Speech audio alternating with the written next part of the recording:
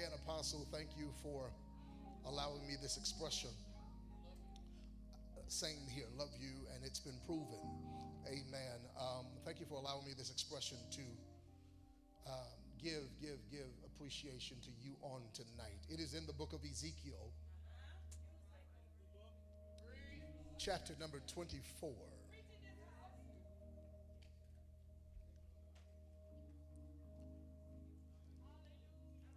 It is in Ezekiel chapter number 24 that I want to lure your undivided attention. And if we could pause collectively at verse number 24. Ezekiel chapter number 24, pausing at verse number 24. Signify that you have it by declaring, I've got the word.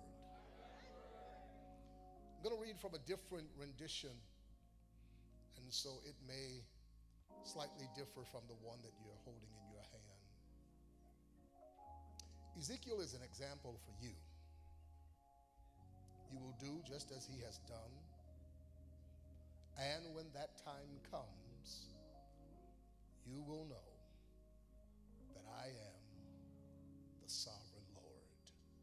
Claim your seats all over this auditorium. I've given you Ezekiel as a sign. Keep your eyes on him. For when your time comes, you will know that I am your God. This has been brewing in my spirit for a couple of days, because whenever I'm graced to speak well of leadership, I always ponder the processes that most downplay, overlook, and or underestimate. There's a price to this platform. We can covet the celebration and literally overlook the many processes necessary to arrive at this space and place. You don't arrive here by accident. You don't arrive here by chance. No man or woman can do these things 26 years except God be with them. Am I right about it? And so as I began to ponder the processes, I began to also ponder the price that must be paid to have access to this kind of platform. This is beyond a congregation. Over the last 26 years, our apostle has cultivated culture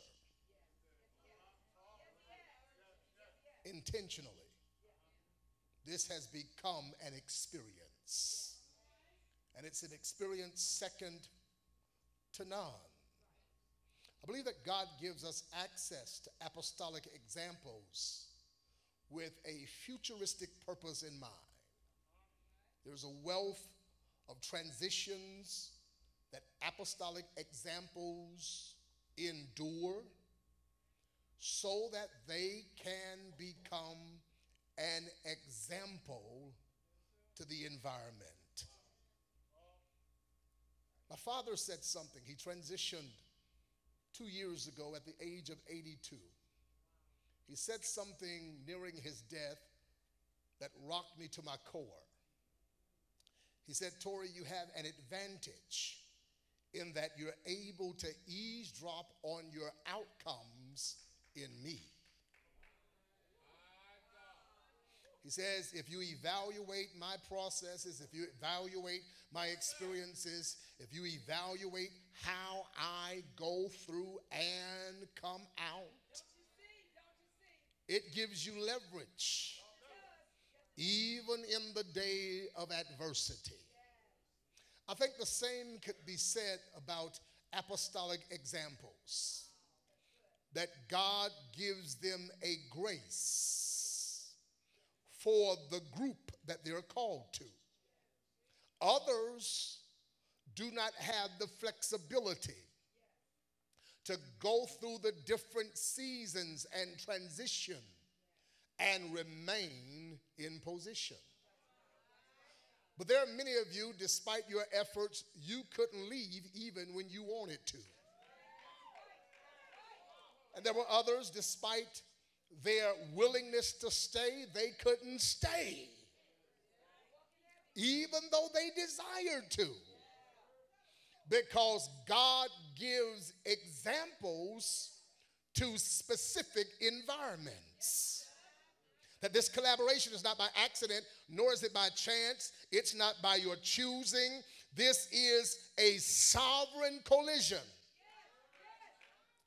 It has been decided in eternity past. That's what the text is kind of tailored to teach us concerning this man by the name of Ezekiel. He is called as an example to an environment.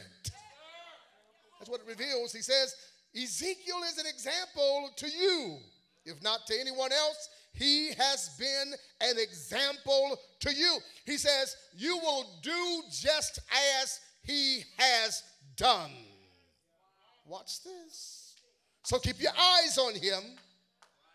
For when your time comes, as I have been with him, so will I be with you. Are y'all hearing me tonight? God began to use very intense portions of Ezekiel's life to illustrate to Israel what they would endure. All they had to do is look at Ezekiel, and they had insight relative to what they would endure. One rendition says, I've given you Ezekiel as a sign. The Bible records in Psalm 37, verse number 37, mark the blameless man and observe the upright. Listen to this. For the future of that man is peace. He says, so mark him. Keep your eyes on him, he says, and observe him. Not just his processes, but his outcome. See, I celebrate outcome in the life of leadership because his outcome is an outline for me. I wish I had some help here. I celebrate outcomes in the life of leadership because his outcome provides a blueprint for me. He says, mark him, observe him, and you'll discover that he is graced to model not just your process, but your outcomes. You got to be careful how you put your mouth on leadership. Got to be careful the conversations you host concerning leadership. And I'm not being defensive as much as I'm being definitive about the assignment gifted to you in your leader. It says, I've given you Ezekiel as a sign. You will mimic what he's modeling. So in seasons of transition, in seasons of great intensity, in seasons of great turmoil, he says, keep your eyes on him because he is anointed to model what you must mimic. This gives explanation to some of his experiences because his experiences are wired, watch this now, to inform an environment. He is not just going through by chance or by accident. God has sovereignly selected the processes of your leader. I wish I had some help here. He has sovereignly selected the challenges and even, watch this now, the problems and the persecutions and the people who comes and goes. God has sovereignly selected the manifold acts of your leader because his experiences will serve as an example to this environment. He brings clarity to your chaos through his experiences. Because you can look at him and say, if God can bring him out of the last season that he had to endure, surely God is going to deliver me. Keep your eyes on Ezekiel, because he is grace to model what you must mimic. This then brings us to the objective of a testimony. Because every testimony has an objective, and the objective of a testimony is connected to something greater. I began to ponder this, and I'm working on something even in my spirit as I'm preaching this on tonight, that God permits levels of difficulty because in deliverance, God points us in a direction in our future. So there are certain deliverances that are necessary to get you to the future that God has ordained concerning your life. I wish I had some help here. There are certain challenges. If deliverances are necessary, then there are certain challenges that are equally necessary to bring you to a place of purpose in the future.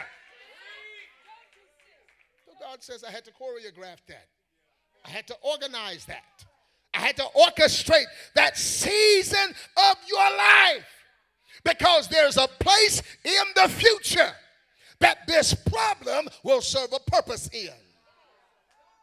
You don't understand it now, and the challenges of today seems to be arduous, but God says if you endure it right, your testimony, watch this, will serve purpose where I'm taking you. This is now the intriguing aspect of this man by the name of Ezekiel. Some of the features of the life of Ezekiel is so luring because there's a unique grace on Ezekiel's life.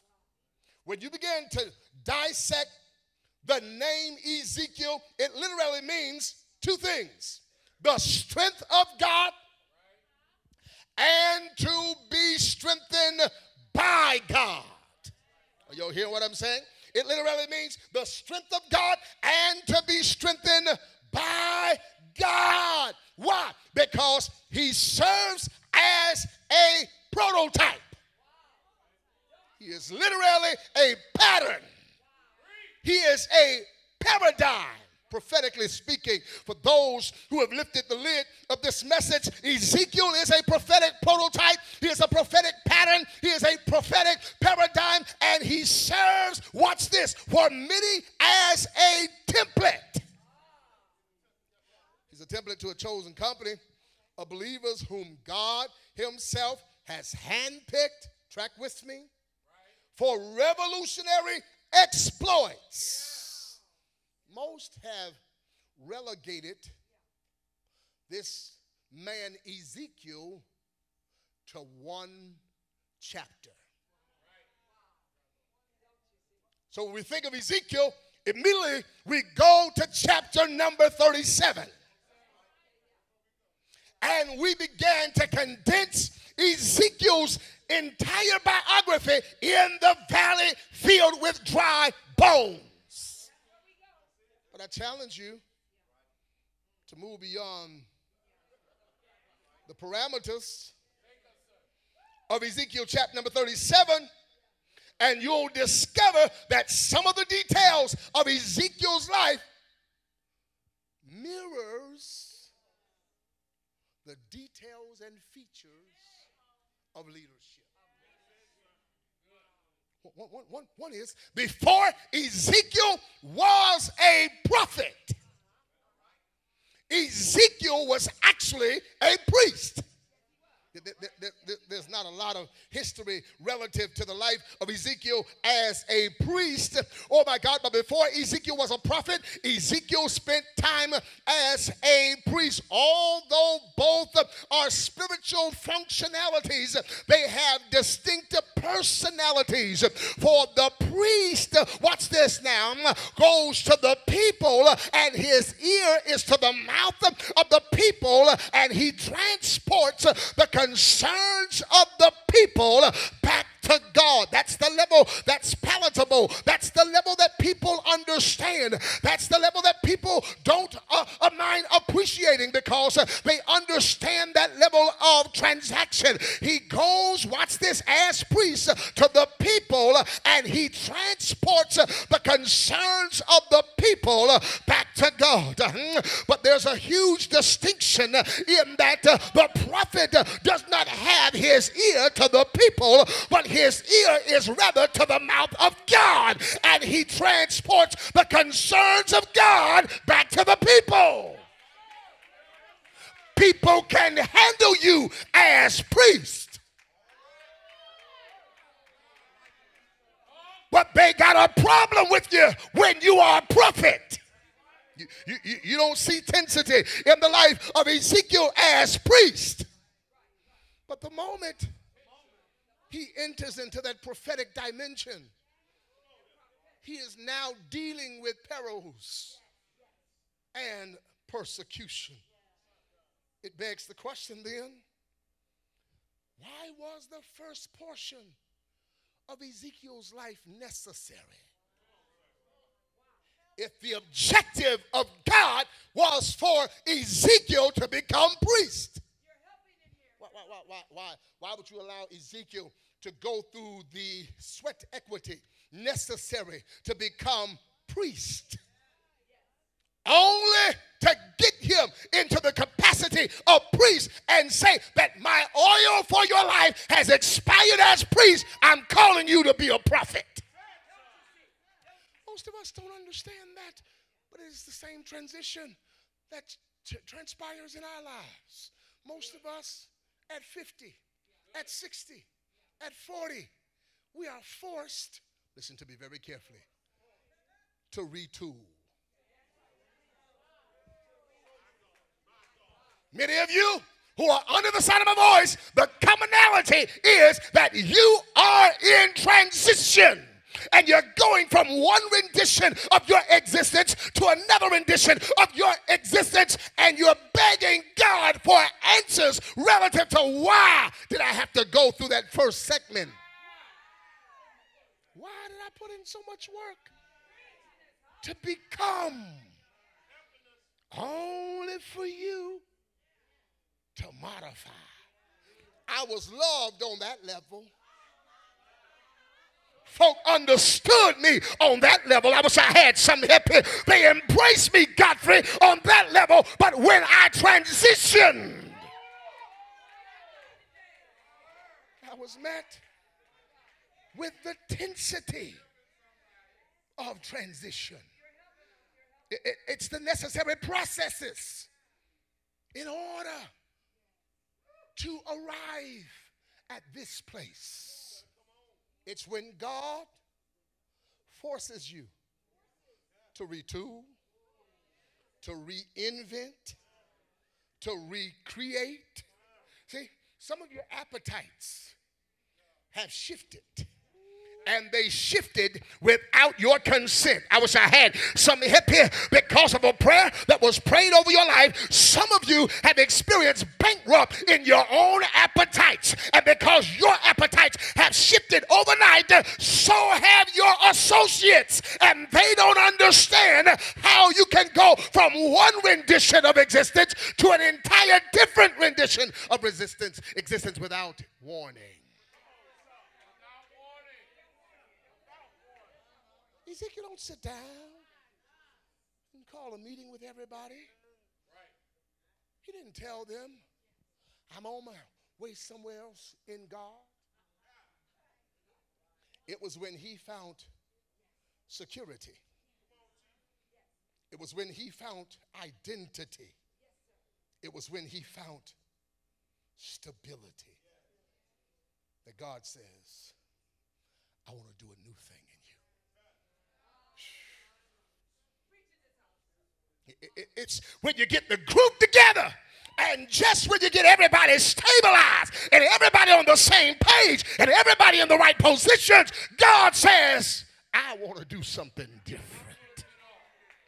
I know you can handle God when his ways are predictable. I wish I had something up here. I know you can handle God when God moves the way that you expected him to move.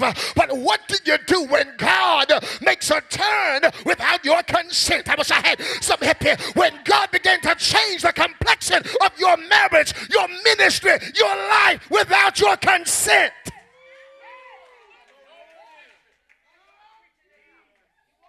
Same church, different spirit. Same people gathering. Watch this. A different desire.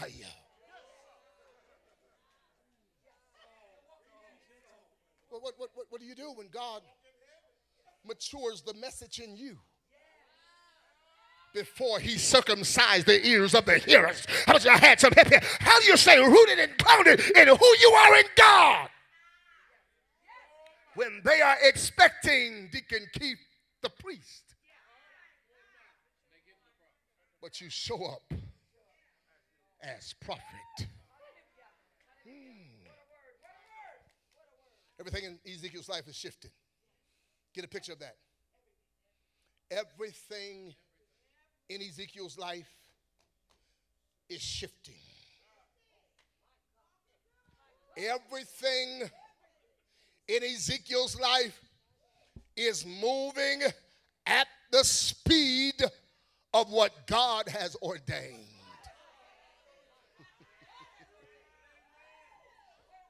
Blows my mind, y'all. Because I have not discounted the fact that Ezekiel is not just a priest who have become prophet, but Ezekiel is also a pattern. He's a prototype. He's a paradigm. I'm eavesdropping on the transition. I'm eavesdropping on the movement. I'm eavesdropping on the shifting of complexion. And before I take you out of one category as priest and put you in another category as prophet, I've got to equally give my attention to the fact that he is not just my priest. He is not just my prophet. He is my pattern. How much I had some help here? He's not just your priest. He's not just your prophet. He is your paradigm. A lot of places don't want you to digest that because they're saying that you're making a monument out of the man. They don't have prophetic privilege to understand, oh my God, that he has been given not to the church down the street around the corner, but he has been given to you as an example. Keith said, so pray for him. Keith said, so keep him encouraged. Why is it important that you pray for him and keep him encouraged? Because he is graced. Watch this now, to model my exit. I wish I had some help here. How he comes out is, oh my God, a depiction of how I'm coming out. And if God can deliver him, I'm going to shout when God does it for him, because it's just a picture. He says, he represents the processes of those called by God. Be sensitive. Y'all hear me tonight? Be sensitive to his seasons of change. Are you hearing me? Be sensitive when things are shifting. Don't be nosy. Just be sensitive. When things are shifting, God is giving you insight. And for many, he's giving you illegal insight. Because most do not have this prophetic privilege. They come to church and they're looking for their priest. They come to church and they're looking for their prophet. They're not sensitive enough to know that he's been gifted to us as our paradigm. If he's sick, you ought not get up off your knees until God heals him. Are y'all hearing me tonight? If he goes to a low place, you ought not stop praying until God brings him back. I wish I had some help here, because he carries this treasure in an earthen vessel. And we can gather for another 25 years, put his body in the ground, and never learn the lesson. I'm looking at you all. We interfaced in 2006. My first encounter with Bishop Jerron Williams was in 2006. I released a copy of my first book.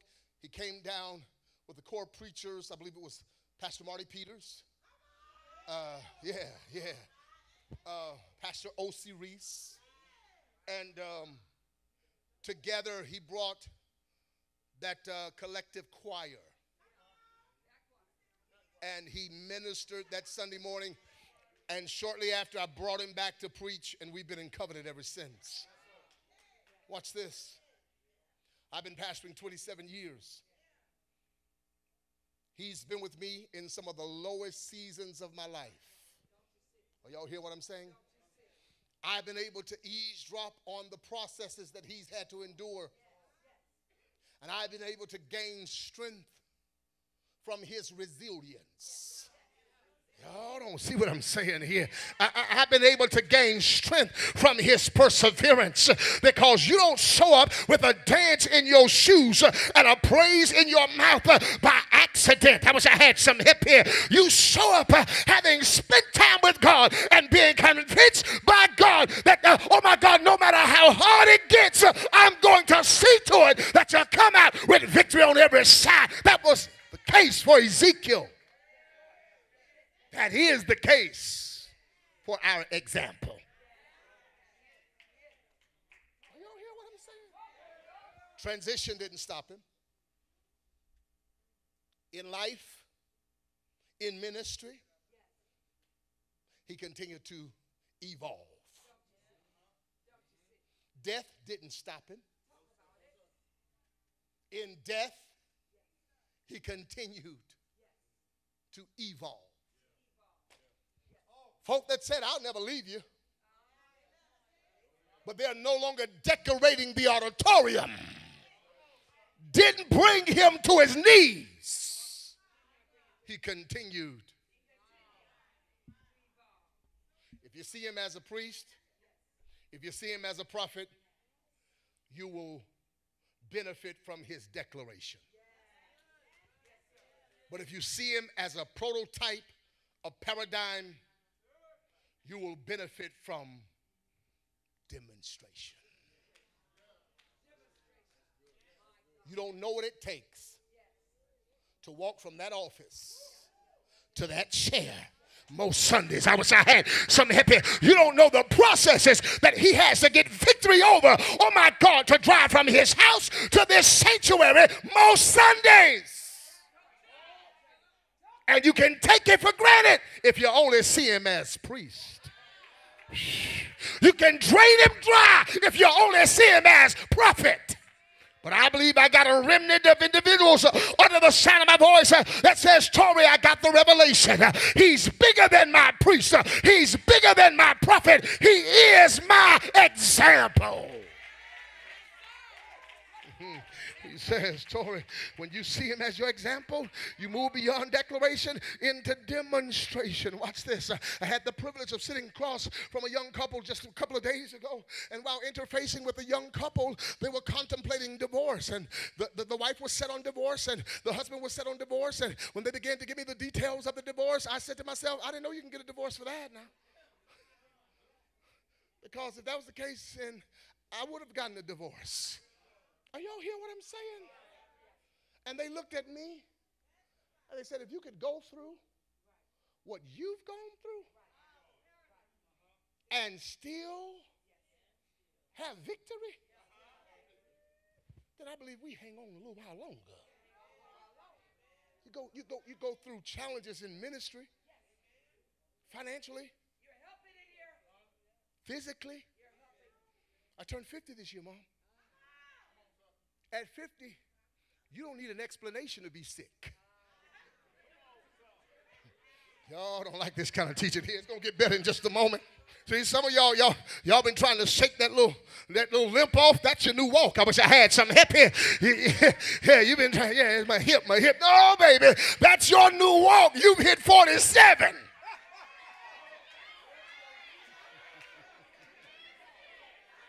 You don't need an exam. You don't need a reason to be sick. You don't need a reason, watch this here, to die. I wish I had some hip here. So watch this. If God sustains you, he sustains you with a greater purpose in mind. He says, I've sustained him, oh my God, so that you would have an example in the earth. He says, and when you look at him, you can't just mimic the way he dresses. You can't mimic just the way he sounds. Because I hear, oh my God, Jerron Williams and just about everybody that touched the microphone. That's the most complimentary thing that can ever happen in a congregation. I love it. I wish I had it myself. I heard him in you over there. I heard him in you back there. I heard him in you on the side. Watch this. But you got to go beyond the way he dresses and the way he sings and the way he dances. God is not just looking for you to mimic him walking on the water and feeding the 5,000. God is looking for somebody. Watch this here. I'm going to see if y'all know when to shout. When all hell breaks loose in your life, you still show up with the praise in your mouth and a dance in your shoes. I wish I had somebody that would grab your neighbor by the hand, shake it like you got expectation, and say, neighbor, he's more than our priest and prophet. He is our example.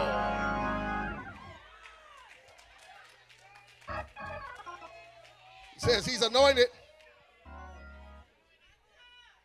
to model what you must mimic. Watch this. Bible records in verses 15 and 16 that God disrupted Ezekiel's life and he gave him a command. He says, with one stroke, I'm about to change how you do life. Everything about your life is about to shift. Give me just a little more in the monitor. I feel like driving the devil crazy. He says, everything in your life is about to change, Ezekiel. But when you get to New Life Sunday, don't you cry, don't you lament, and don't you shed a tear. I wish I had something up here. What do you mean? You're about to take away from me the desire of my eye, and you mean to tell me you don't want me to cry, you don't want me to lament, and you don't want me to shed a tear? Because there'll be so many folk that will glean from that example. Oh my God, and they will decide based on what you demonstrated that that's the way you handle it when all hell breaks loose. So what do you want me to do, God? He says, when you show up, oh my God, open up your mouth and declare just how good I've been to you. I wish I had, but all hell is breaking loose. But when you get there, don't you let the devil see you cry. That's been the processes of our bishop. And you've been taking it for granted that he's been showing up with the word in his mouth. You've been taking it for granted that he's been showing up laying hands on the sick, casting out devils. I wish I had something hip here, and driving hell crazy. But that's a covenant that he's made with God in private that informs him how to behave in public. There's been times in my own life I had to cry my way all the way from home up until I got to my church. I had to cry my way all the way down the street of my church. And just before I pulled in the driveway, I had to take my time and dry my tears. I had to take my shirt and wipe my tears because I made a vow to the Lord and I refused to take it back. But some of you said, but Torrey, the Bible records that there is a time to mourn. Oh my God, well, Ezekiel, you're under a different contract. And God says the kind of contract I have you on, oh my God, it warrants that you don't shed a tear. Oh my God, you don't let them see you cry. Don't you bring your problems to the pulpit. When you show up, have a word, a show enough word in your mouth. And some of y'all can say he's been guilty of just that, especially those that know the hell that was going on behind closed doors. You can still say he never brought his pain to the pulpit. As he began to open up his mouth, he began to give us the word of the Lord.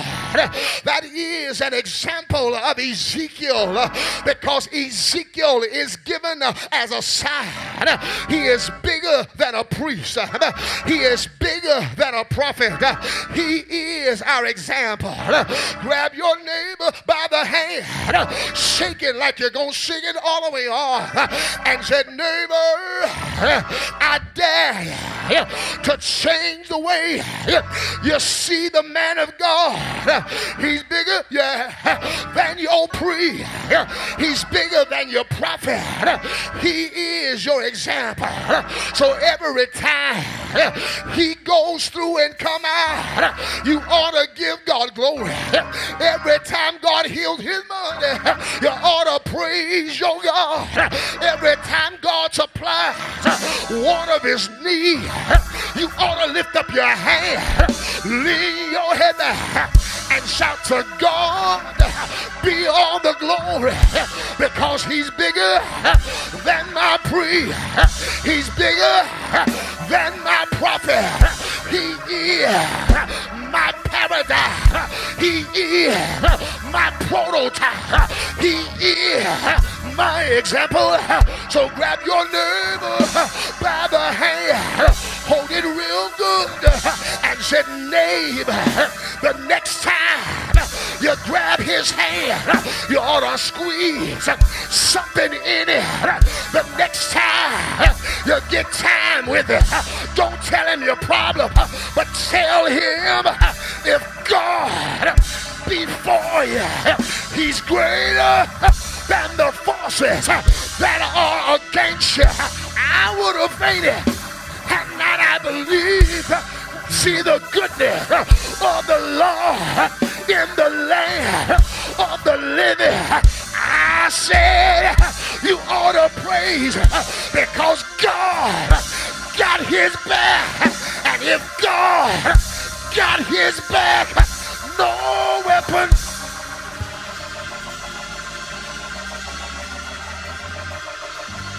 lean on your neighbor and say, neighbor, no weapon formed against him shall prosper. And if it's true for him,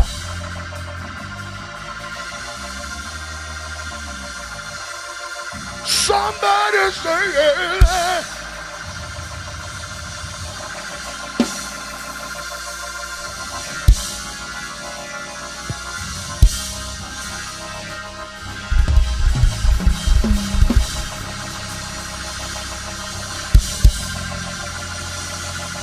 Ain't nobody mad over there. And he is mad because this revelation rescues you from the season you're in.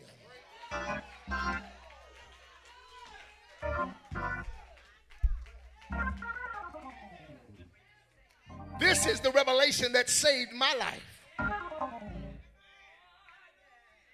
right? The devil been telling me, all right, you're going to die when you get 50. But then I thought about what my daddy said. He said, your example is me. Watch this. I'm anointed to model your outcome. So I got about 32 more years. I wish I had some help here to drive hell crazy. If he is your example, he's anointed to model your outcome.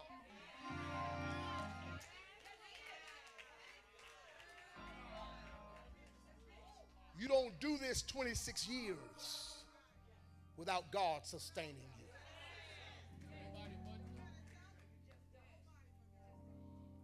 God says, when I sustain you, I got a plan, not just for your problem, I got a plan for your plan. Because I'm going to see to it that you transition successfully.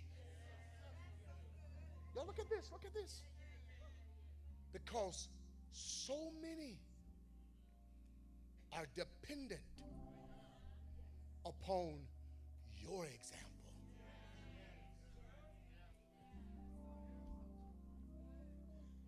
So, beautiful spirited young lady, she helped me out getting here on tonight. Kind, altruistic.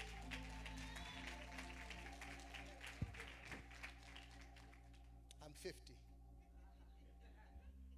Keep saying that. I didn't think I was going to make it to 50.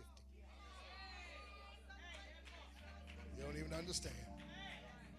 So I'm 50, but when I was 20, I used to drive my father. So watch this. Look at me, y'all. He had a church in Pahokee. I know y'all never heard of Pahokee, Florida. You know about Pahokee? You had no business in Pahokee. Yeah, I love it all. Bishop, I was the driver for my father at 20. He had a church in Pahokee, had a church in Fort Lauderdale, and a church in Miami. So on Saturday nights, right there with that bow tie on, looking Easter sharp, on a Thursday night, on a Saturday night, Dick, I would arrive at his house and spend the night there because we had to be in Miami at 8 a.m. Sunday morning. Y'all don't like me. 11 a.m. Sunday morning, 3 p.m. Pahokee. 8 Miami, 11 Fort Lauderdale, 3 Pahokee. So I got to his house that Saturday night. You know, I don't know about y'all, but my kids go grocery shopping at my house. You know, they act like, you know, paper towels and toilet tissue.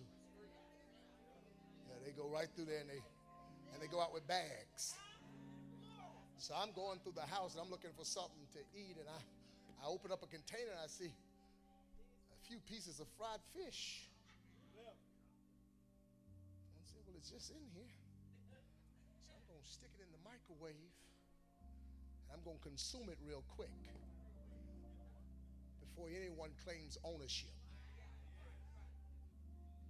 And I'm consuming the fish, and might I add, it was good. The fumes filled the house. My brother came out of the back, and he said, Torrey. Yeah.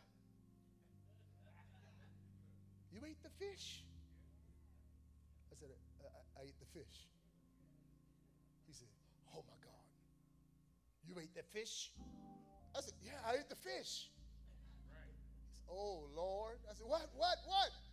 He said, you didn't eat that fish, did you? I said, I ate the fish. He said, that fish has been in there since Wednesday. And immediately, I got sick. Oh, I got cramps. It just, Oh, God. Why would y'all have it in there since Wednesday? I had no idea you was going to eat that fish. So I walked in the room with my father. I said, sir, sorry to bother you. I know you're preparing. We got to be in Miami at 8, Fort Lauderdale at 11, and Pahokee at 3. But I need you to pause and pray for me. He said, what am I praying for? I said, I ate the fish. He said, the fish that was in the refrigerator, the fish that was been in there since Wednesday. I just ate it. He says, what's wrong? I said, I don't know. He looked at me and he said, I don't know what's wrong with you. I just ate a piece a couple of hours ago. I feel great. I said, you ate the fish today? He said, yeah, just a couple minutes ago. They got a plate right there. I said, oh, well, if you're okay, then I'm going to be okay. I wish I had something up here. I thought it was going to kill me. But if you all right, if you ate it, if God brought you out of it, if God made a way for you, then it really doesn't matter what I feel. I'm coming out of it with victory on every side. I wish I had some new lifers in the room that will lift your hands, open up your mouth.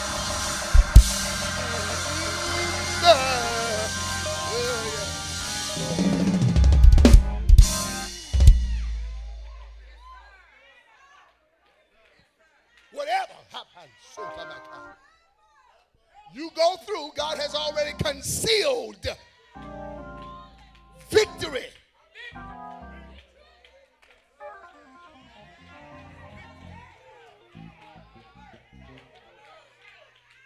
You don't even need a reason. When you see him praising, you are just going to praising him because your victory is locked up in him.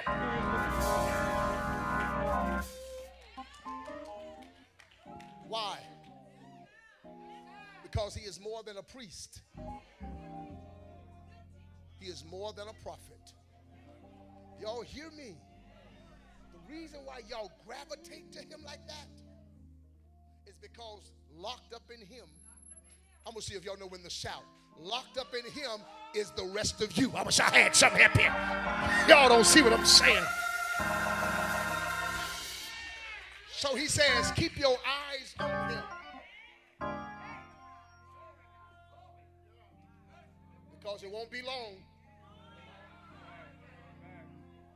before you're standing between two. Standing between two.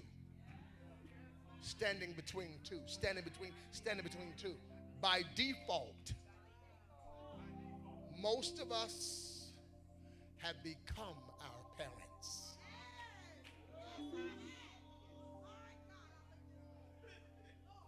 Am I making sense? By default, you become the river of wisdom you once drank from. Mom, I remember coming mid-2000s, Dad roaming somewhere around the back. I watched how your siblings embraced you. By default, you've become your daddy.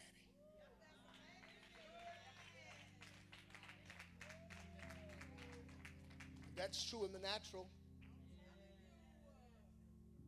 Then keep your eyes on Ezekiel.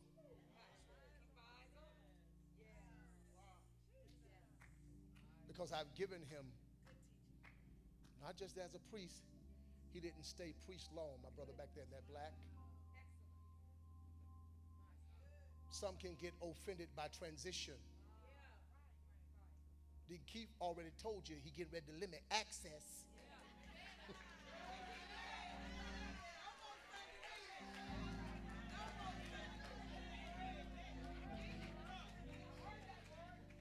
So if you need access as of tonight,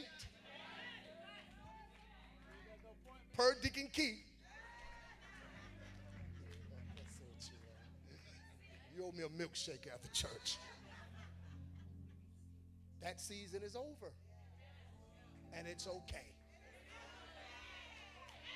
Because he's more than my priest. He's more than my prophet. I'm endeared to him. Because in examples you see fathers. Prophets come and go.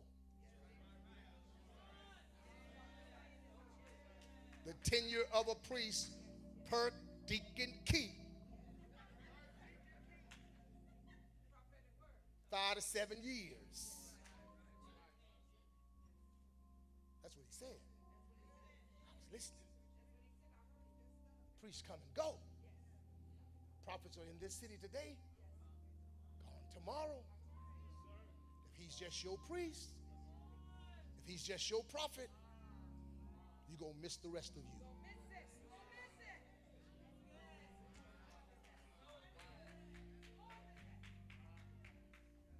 I want you to feel the gravity of this gathering. For the last 9 years, God has enabled you and allowed you to have a glimpse of where you're going. You ain't just driving him. God has given you a glimpse of where you're going. You're not just privileged to be there. He is, listen to this, and I want y'all to hear this. I want y'all to hear this very carefully, and I'm done. My time is forspent. I'm done. What's your name right there? Say it one more time. Mrs. Francis, in 3 minutes, start waving like this. Just go crazy, and I'm going to stop. Watch this. This man here is viewed and valued around the world as a gift to the body of Christ.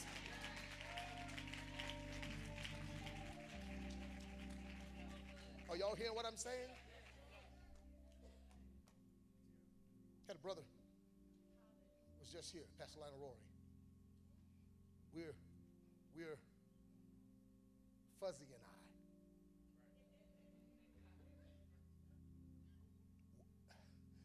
He's a couple of years older than me, but we've known each other all of my life, playing in the crib together. Bobo, James Jr., was my best man. We sparked a conversation after he saw a flyer of me coming the week after him about him. He said, quintessential pastor. He says, we got a whole lot of preachers in Torrey, but you've never met a man that pastored people. He called you something, like a mookie or something. No, y'all go back too. That's close to it. So y'all go back 30, 40, 50 years too. He said, you've never seen, the sisters, they know what I'm talking about, I guess. I don't know. I had never heard it myself.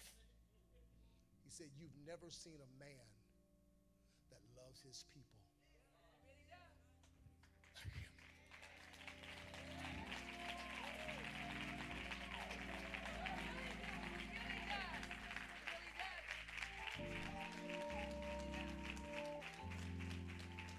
Y'all ain't blessed to have him.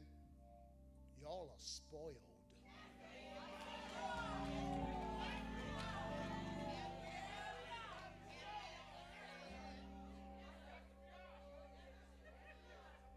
But watch this. I believe the young lady back there in the corner with the nice dress on and the nice jewelry on, she said, if he's ever been there for you, stand up. I say this as an addendum. Him being there for you. What's your name right there? Yeah, you're looking to the side with the red hair. Cherise. Him being there for you is only showing you how to be there for him.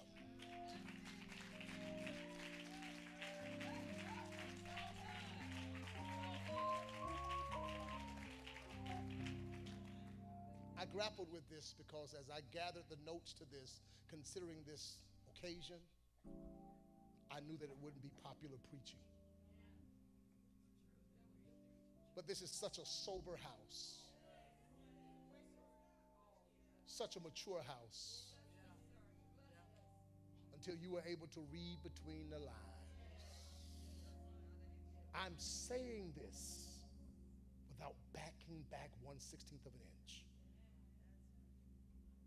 If you continue to see him as your priest and prophet, you'll show up with no obligation.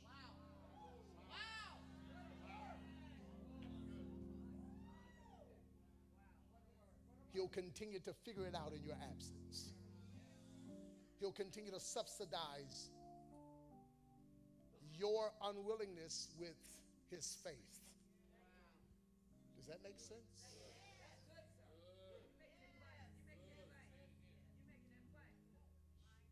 Because when you don't show up in a tangible way, he has to use his faith. Because he loves you so much until he'll never put you on blast. He'll keep you close even though you don't make contributions.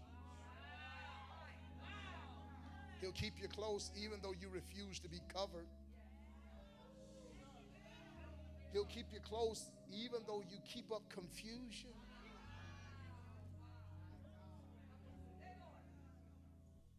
With hopes that you graduate to the place where you're not just putting demands on him. Because as your example, good to see you. You know, he gonna need rest too. You can't keep going and without refueling. As your example, you know, he needs more than verbal encouragement.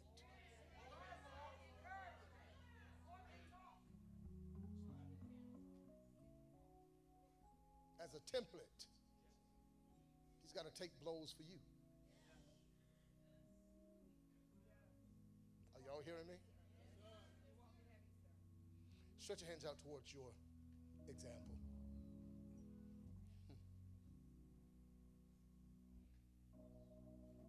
He's a sign.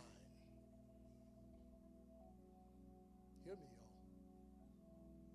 He's a sign. He baffles hell because God has already made a covenant to bring him out.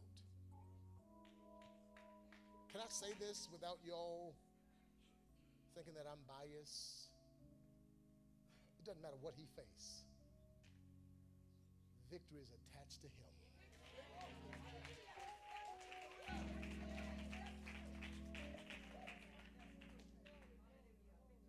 And it's attached to him because you're coming behind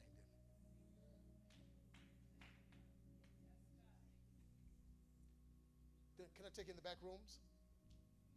D, with a nice suit on a Thursday night.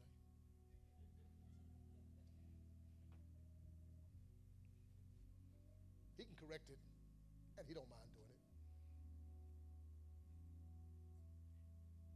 He would have quit had not so many of y'all depended on him being here.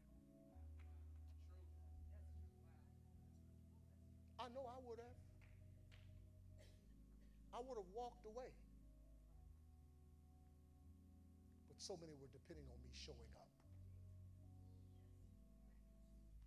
We talk about church hurt.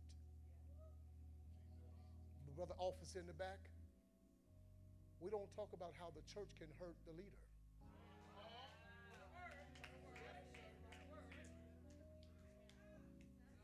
How he rearranges his life for you.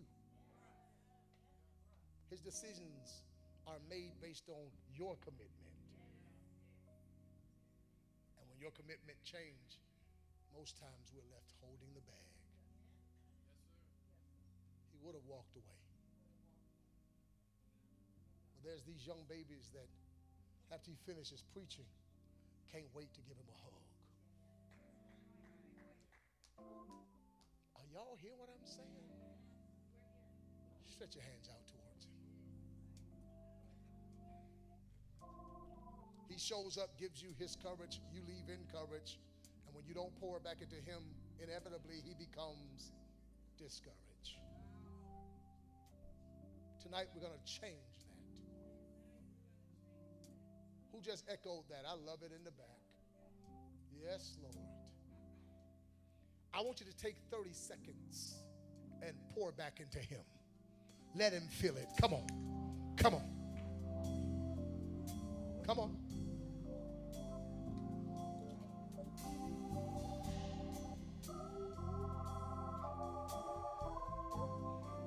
Come on.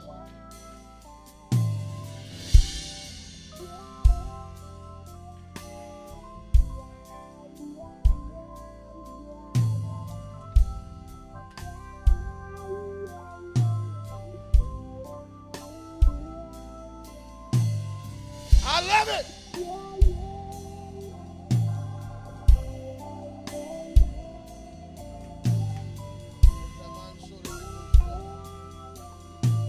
Hallelujah.